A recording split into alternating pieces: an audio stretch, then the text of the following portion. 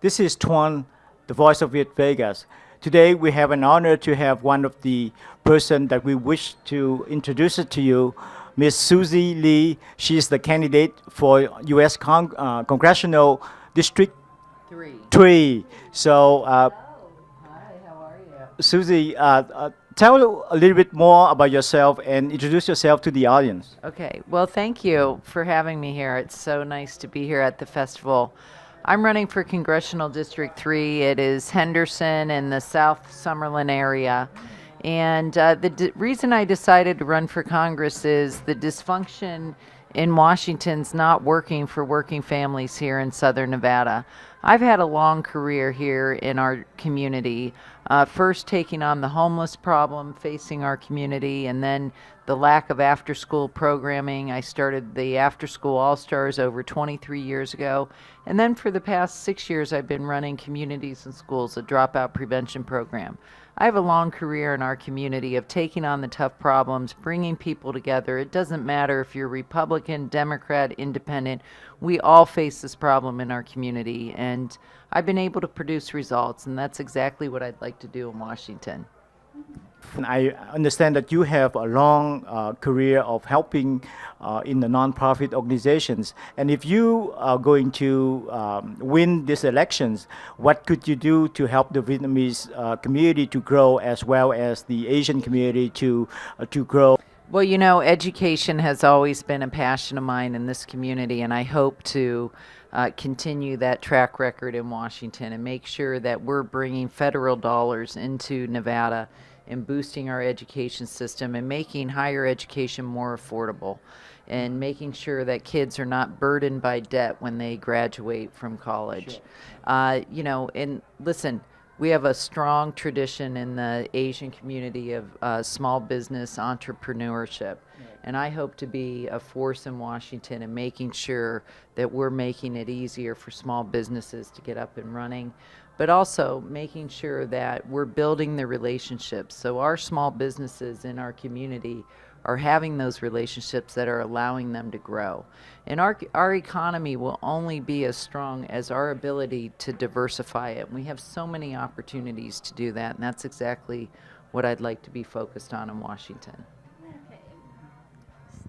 Ms. Susie, you mentioned about higher educations, and you make sure that lower percentage of dropout and also more affordable for college and no debt of, you know. What type of plans that you have that you can just give some of the example to the people who are listening to us? Well, first of all, a big issue in our K-12 system is that we have such a high poverty rate in our school districts. So I'm really focused on making sure we're investing in early childhood education. So students are coming to school prepared with their language skills and skilled. It's the most cost-efficient investment of an education dollar is early education, but also looking for higher education. I mean, there are for-profit universities, predatory lenders that are really preying on our young people and making sure we're bringing down the interest rates on loans. I spoke to a young woman the other day. She's been paying on her loan for 3.5 years. Do you know how much she's paid in principal? $13. Really?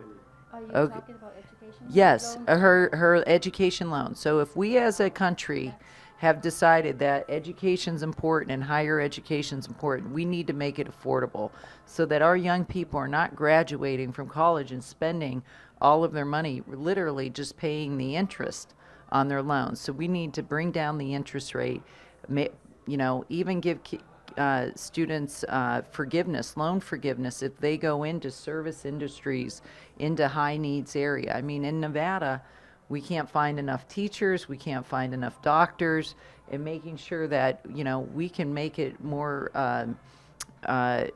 more attractive for young people to come here and practice those careers in our community. I see. That's great. That's wonderful. Well, one of the things that I know of is that I have 3 kids and their own college graduated. as you said, the problem is that if you go through colleges, and especially that if you even go further with a higher degree, and then you come out with a big debt, and that's one of the concern that we have. However, there is certain way that we cannot give free tuitions to everybody, but how do you combat that versus you have to pay for it, and then you have forgiven loan, or do you have a solutions for it? You know what? I think one big issue is we need to have transparency in our higher education system. There's so many universities that promise you that you'll go through our school, they charge you a lot of money, and you come out, and then young people have the debt, but they're not getting the jobs. Right? So I think we need to require some transparency so kids understand when they're paying for this and they're taking out this debt, the chances of them getting a good paying job with that education help. And then here's the other thing. 4-year universities aren't for everyone. I mean, we have great vocational training here and technical schools here. And we don't need to, it doesn't just need to start after high school. We can start kids on that path and put them on a framework so that they can start to get introduced to those careers. And they're good paying careers, they're good paying jobs. And we have a strong union tradition here in Nevada. They have incredible trade schools that are training young people for jobs that we need right here in Nevada, so that family can build their roots here and continue to have a strong tradition of good paying jobs and good paying careers where families can thrive in our own community. Thank you so much. That was, I'm sure a lot of parents that have children that is about the age that go into college, they would love to hear what you just said. Regarding small businesses, you did mention that in what way can you help improve or benefit these small businesses and entrepreneurs? Well, first of all, as Congresswoman, I plan to have a small business roundtable and a small business liaison in my office that will help our small businesses in our community cut through the red tape. But the other thing with minority businesses is developing the relationships and making sure that we're continuing to grow the relationships. I think so many times people feel that small minority businesses only serve their own community, but there's so much growth. We have incredible opportunities here, whether it is cybersecurity, drone technology, renewable energy.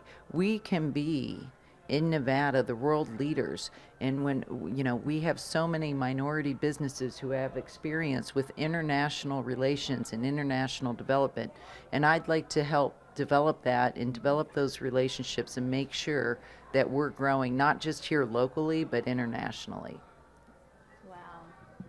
Last question, I want to ask you to say probably a few words. We have about 30 seconds, so you can go on the stage now, just to just summarize what you wanted to say to the audience. We're in a incredibly important time in our country, and I believe that the dysfunction and the divide in our country is debilitating, and that we need to start to work together to build consensus so we can solve the tough problems facing our community.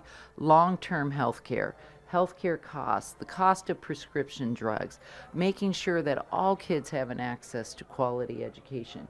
Those are our incredibly important jobs, and I know whether you're Republican or Democrat or independent, we all care about that.